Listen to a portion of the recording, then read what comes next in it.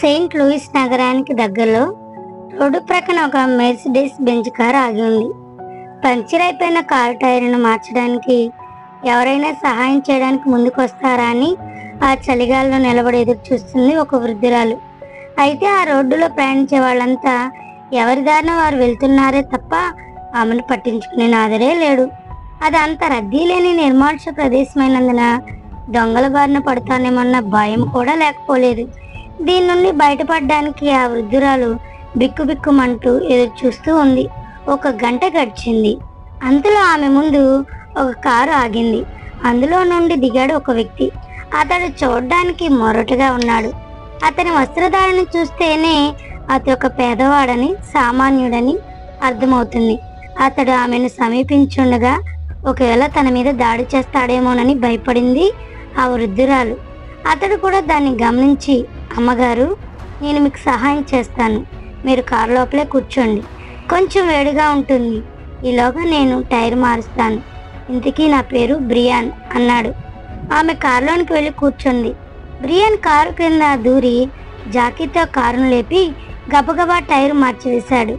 ఆమె కారులో కూర్చుని అద్దాలు తెరిచి ఉంచి అతనితో మాట్లాడుతూ ఉంది.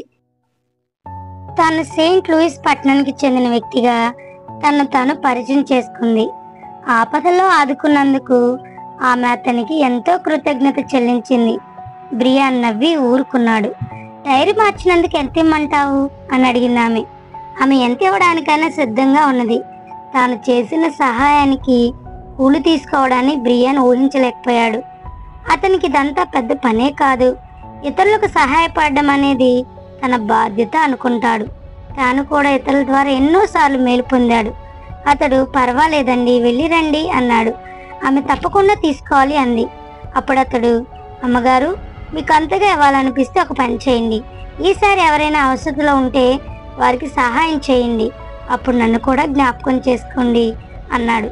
ఆ సంధ్యా సమయంలో చిరుజల్లు కురుస్తున్న చల్లని వాతావరణంలో ఆమె తన కారును స్టార్ట్ చేసి వెళ్లే వరకు అక్కడే నిలబడిపోయాడు బ్రియాన్. కొన్ని మైళ్ళు ప్రయాణించిన తర్వాత ఆ స్త్రీ ఒక క్యాంటీన్ దగ్గర ఆగింది. అక్కడ వేడిగా ఏదైనా తిని ఇంటికి వెళ్ళాలని ఆశించింది. అదొక చిన్న హోటల్ మాత్రమే.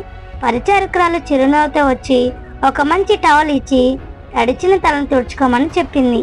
ఆ పరిచారకురాలు ఇంచుమించు 8 నెలల గర్భవతి అని గ్రహించింది వృద్ధురాలు. కానీ ఆమెలో ఎలాంటి అలసట కనబడలేదు. వృద్ధురాలు బ్రియాన్ను జ్ఞాపకం చేసుకుని అతనిలోనున్న సహాయం చేసే మనసుకు ఆశ్చర్యపడింది. ఆమె భోజనం చేసిన తర్వాత తన బిల్లును చెల్లించడానికి $100 నోటును పరిచారకురాలకు ఇచ్చింది. పరిచారకురాలు గబగబా వెళ్ళి ఆ బిల్లును చెల్లించి మిగిలిన చిల్లరను తీసుకుని వచ్చింది. కానీ అప్పటికే ఆ వృద్ధురాలు అక్కడి నుండి వెళ్ళిపోయింది. ఏమైందోనని పరిచారకురాలు ఆలోచించేలోపు నాప్కిన్ మీద ఏదో వ్రాసి ఉండడాన్ని గమనించింది.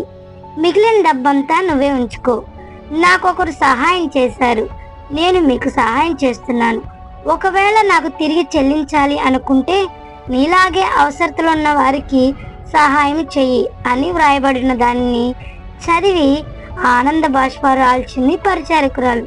ఆ నాప్కిన్ కింద $100 నోట్లు ఇంకా 4 కనిపించాయి. ఆమె వాటిని తీసుకొని ఇంటికి వెళ్ళిన తర్వాత పడక మీద పడుకొని ఆలోచించసాగింది. వచ్చే నెలలో జరగబోయే ప్రసవానికి మాకింత డబ్బు అవసరమని ఆ వృద్ధురాలకి ఎలా తెలిసింది అనేది అంతుపట్టని ప్రశ్నగా మిగిలిపోయింది. ఈ ఖర్చుల నిమిత్తమై ఎంతో కష్టపడి రాత్రింబగళ్ళు పనిచేయుచున్న తన భర్త అయిన బ్రియాన్ ఈ విషయాన్ని చెప్పి ధైర్యపరిచింది.